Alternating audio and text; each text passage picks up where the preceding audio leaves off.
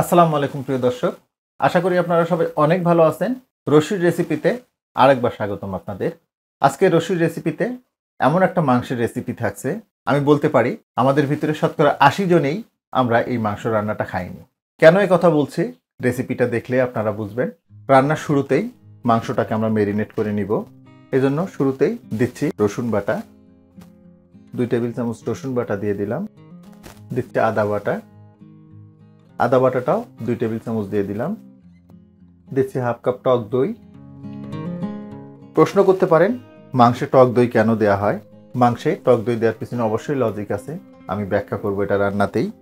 দিচ্ছি জিরার গুঁড়া, 1.5 টেবিল চামচ মতো জিরার গুঁড়া দিয়ে দিলাম। দিচ্ছি ধনিয়ার গুঁড়া, 1.5 টেবিল চামচ ধনিয়ার গুঁড়া দিয়ে দিলাম। দিচ্ছি শুকনো মরিচের গুঁড়া, শুকনো মরিচের গুঁড়া 2 টেবিল চামচ দিয়ে দিলাম। এই রান্নাটাতে মশলা একটু বেশি লাগে, বিশেষ করে ঝালটা, তবে ঝালটা আপনারা আপনাদের মতো করে অ্যাডজাস্ট করে নেবেন। 1.5 টেবিল চামচ মতো হলুদের গুঁড়ো দিয়ে দিলাম। লবণটা আপনারা আপনাদের স্বাদ মতো অ্যাডজাস্ট করে নেবেন।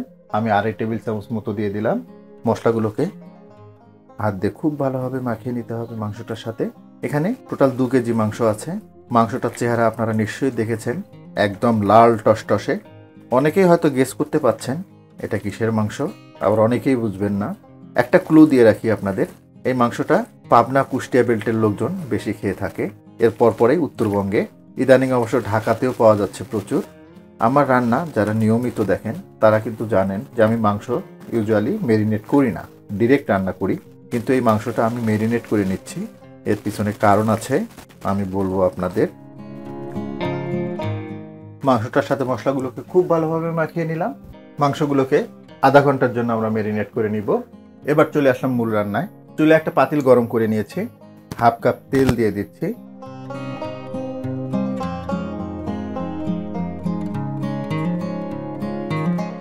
দেড় কাপ মতো পেঁয়াজ কুচানো দিয়ে দিচ্ছি।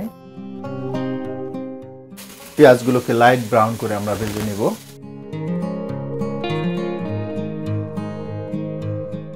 পেঁয়াজগুলোকে প্রায় 5-7 মিনিট মতো আমি একটু ভেজে নিলাম, এতে লাইট ব্রাউন কালার চলে আসছে।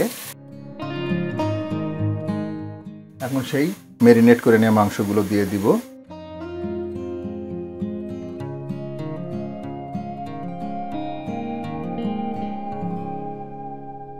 যে মশলাগুলো আছে একটু পানি দিয়ে এটা দিয়ে দিব।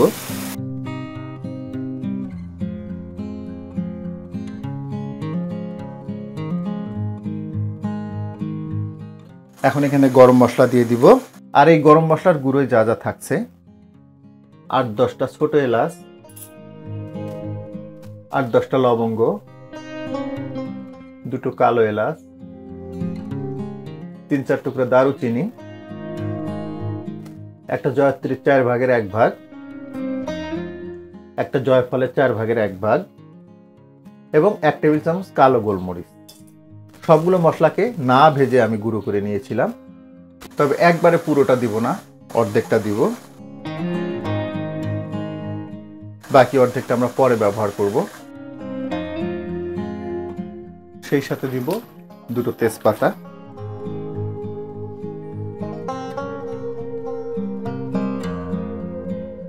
ঢাকনাটা লাগিয়ে দিব। আর এই পর্যায়ে চুলার জালটাকে হাইয়ে রাখবো, তবে অবশ্যই মাঝে মধ্যে ঢাকনাটা উঁচু করে নেড়ে দিতে হবে, আদারওয়াইজ এটা কিন্তু তলায় লেগে যাবে। হাই হিটে মাংসটাকে 10 মিনিট রান্না করে নিলাম। দেখুন মাংসটা থেকে খুব চমৎকারভাবে পানিটা ছেড়ে দিয়েছে। আমি মাংসটাকে কিন্তু অফ ক্যামেরায় কয়েকবার করে নেড়ে দিয়েছিলাম যাতে তলায় না লেগে যায়। যে কোনো মাংস রান্নার এই স্টেপটা খুবই গুরুত্বপূর্ণ, আর সেটা হচ্ছে মাংসটা ভালোভাবে কষিয়ে নেওয়া। কখন বুঝবেন আপনার মাংসটা খুব ভালোভাবে কষানো হয়ে গেছে? যখন মাংসটা থেকে পর্যাপ্ত পরিমাণে তেল ছেড়ে দেবে, তখন বুঝবেন আপনার মাংসটা খুব ভালোভাবে কষানো হয়ে গেছে। আর এই পর্যায়ে চুলার জালটাকে মিডিয়ামে নিয়ে আসবো, আর ততক্ষণ রান্না করে নিব যতক্ষণ না মাংসটা থেকে খুব ভালোভাবে তেল ছেড়ে দিচ্ছে। মিডিয়াম হিটে মাংসটাকে প্রায় 25 মিনিট আমি রান্না করে নিলাম। দেখুন যেমনটা বলতেছিলাম, মাংসটা থেকে তেল ছেড়ে দিলে বুঝবেন মাংসটা কষানো হয়ে গেছে। দেখুন মাংসটা থেকে খুব সুন্দরভাবে তেলটা ছেড়ে দিয়েছে। তবে অফ ক্যামেরা কিন্তু আমি কয়েকবার করে নেড়ে দিয়েছি। এবার একটু বলি আপনাদের, এটা আসলে মোষের মাংস। আর যেমনটা বলতেছিলাম, আমি ইউজুয়ালি মাংস রান্নায় মাংসটাকে মেরিনেট করে নেই না। এটা যেহেতু মোষের মাংস ছিল, মাংসটাকে মেরিনেট করে নেওয়ার উদ্দেশ্য যাতে মাংসটা অনেকটাই সফট হয়ে যায়। আর এই কারণে কিন্তু আমি টক দইটা দিয়েছিলাম। টক দই দিলে যে কোনো ধরনের মাংসে খুব দ্রুত টেন্ডারনেসটা চলে আসে। আর এই কারণে কিন্তু আমি বলেছিলাম যে এই মাংস রান্নাটা শতকরা 80 জন মানুষই আমরা খাইনি। সেই সাথে এটাও বলেছিলাম যেটা পাবনা, কুষ্টিয়া বেল্টের লোকজন বেশি খায়। এটা অভিজ্ঞতা থেকে বলছি, কেননা যেহেতু আমার শ্বশুর বাড়ি ওই এলাকায়। আমি নিজে উত্তরবঙ্গের মানুষ, উত্তরবঙ্গেও এটা খায়। তবে আমি যেটা দেখেছি কুষ্টিয়া পাবনা বেল্টে এটা বেশি খায়। তবে হ্যাঁ, মোষের মাংসের বেশ কিছু বেনিফিট আছে গরুর মাংসের তুলনায়। এতে ফ্যাটের পরিমাণ অনেক কম। তো এটাকে খুব ভালোভাবে সিদ্ধ করে নিতে হবে, এজন্য পানি দিয়ে দিব। তবে পানিটা অবশ্যই গরম পানি। মোষের মাংসের কুকিং টাইমটা একটু বেশি। এটাকে সিদ্ধ করে নিতে হলে একটু বেশি পরিমাণে পানি দিতে হবে। আবার অনেকে প্রেসার কুকারেও রান্না করে নেন। সত্যি কথা বলতে কি, প্রেসার কুকারের মাংসে কিন্তু অতটা স্বাদ থাকে না যতটা আমরা পাতিলে ধীরে ধীরে জ্বালিয়ে রান্না করি। তো আমি প্রায় 2 লিটার মতো পানি দিয়ে দিলাম। ঢাকনাটা লাগিয়ে দিব। আর চুলার জালটাকে মিডিয়ামেই রাখবো আমরা এই পর্যায়ে। মিডিয়াম হিটে ততক্ষণ রান্না করে নিব যতক্ষণ না মাংসটা থেকে পানিটা একদম কমে না যাচ্ছে।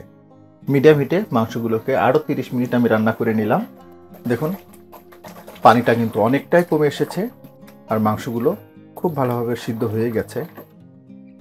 এই পর্যায়ে ফ্লেভারের জন্য 4-5টা কাঁচা মরিচ দিয়ে দিচ্ছি। মরিচগুলোকে জাস্ট মাথা এবং লেজটা কেটে নিয়েছি। ঢাকনাটা লাগিয়ে দিব। আর চুলার জালটাকে এই পর্যায়ে মিডিয়াম এবং লোয়ের মাঝামাঝি নিয়ে আসবো। কাঁচা মরিচটা দেওয়ার পরে মাংসটাকে আরও 15 মিনিট আমি জ্বালিয়ে নিলাম।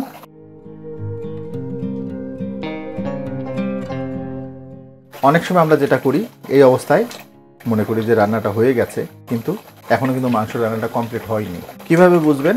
যতক্ষণ না এই মশলাগুলো থেকে তেলটা পুরোপুরি ছেড়ে না দিচ্ছে ততক্ষণ বুঝবেন যে আপনার রান্নাটা হয়নি। এখন আমি দেব সেই অবশিষ্ট গুঁড়া মশলাটুকু, শুরুতে যেটা আমরা করে রেখেছিলাম। আপনাদের বলেছিলাম যে আমরা অবশিষ্ট মশলাটুকু পরে ব্যবহার করব। শেষের দিকে গুঁড়ো মশলাটুকু দিলে 2টা সুবিধা পাবেন। প্রথমত, মাংসে খুব চমৎকার একটা ফ্লেভার পাবেন। আর দ্বিতীয়ত, মাংসের কালারটাও খুবই চমৎকার আসে। তো আমরা কিন্তু অলমোস্ট রান্নার শেষ পর্যায়ে। এখন আমাদের রান্নাটা শেষ করতে হলে মশলাটা থেকে তেলটা বের করতে হবে। যতক্ষণ না তেলটা বের না হচ্ছে ততক্ষণ আমাদের রান্নাটা কমপ্লিট হবে না। তবে ঠিক এই পর্যায়ে ঢাকনাটা লাগিয়ে দিয়ে চুলার জালটাকে একদম লো করে দিতে হবে। দেখবেন যে তেলটা খুব সুন্দরভাবে ছেড়ে দিয়েছে। একদম লো হিটে মাংসটাকে 10 মিনিট আমি দমে রেখেছিলাম। দেখুন এইবার যেমনটা বলতেছিলাম আপনাদের, যে মশলাটা থেকে যখন খুব ভালোভাবে তেলটা ছেড়ে দেবে তখন বুঝবেন আপনার মাংস রান্নাটা হয়ে গেছে। দেখুন কত চমৎকারভাবে তেলটা ছেড়ে দিয়েছে। পাশাপাশি লুকটাও দেখুন, একদম অসাম একটা লুক এসেছে। মাংস রান্নার নিয়ম হচ্ছে আপনি যতটুকু মাংসের তেল ব্যবহার করবেন ঠিক ততটুকু তেলই ছেড়ে দিতে হবে। যখন তেলটা ছেড়ে দেবে তখন বুঝবেন আপনার রান্নাটা হয়ে গেছে। তো আমাদের রান্নাটা হয়ে গেছে, আমি চুলাটা বন্ধ করে দিচ্ছি। যেহেতু মহিষের মাংস, আপনাদের মনে প্রশ্ন থাকতে পারে যে মাংসটা হয়তো সিদ্ধ হয়নি। আমি কিন্তু নিয়ার অ্যাবাউট 1.5 ঘন্টা মতো এটাকে রান্না করে নিলাম। তো একটু দেখাচ্ছি আপনাদের যে এটা আসলে কতটুকু সিদ্ধ হলো। আমি যে কোনো একটা মাংস উঠিয়ে নিচ্ছি। দেখুন এই মাংসটাই নিলাম আমি। দেখুন খুব সহজেই মাংসটা আলাদা হয়ে যাচ্ছে, একদম সফট হয়ে গেছে। কিন্তু অনেকে বলেন যে মহিষের মাংস প্রেসার কুকার ছাড়া রান্না করা যায় না, তাদের জন্যই বলতেছি। দেখুন প্রেসার কুকার লাগে না, পারফেক্টভাবে রান্না করতে পারলে পাতিলেও খুব চমৎকারভাবে রান্নাটা করা যায়। নিজেরাই দেখলেন কতটা সহজভাবে এই রান্নাটা আপনাদের আমি করে দেখিয়েছি। আশা করব মহিষের মাংসের এই রেসিপিটা আপনাদের অনেক ভালো লাগবে। আর ভালো লাগলে কিন্তু আমার সার্থকতা। তো আজকে এ পর্যন্তই। আবার নতুন কোনো রেসিপি নিয়ে আপনাদের সামনে আসবো। সে পর্যন্ত সবাই অনেক ভালো থাকবেন, সুস্থ থাকবেন, নিরাপদ থাকবেন। আল্লাহ হাফেজ।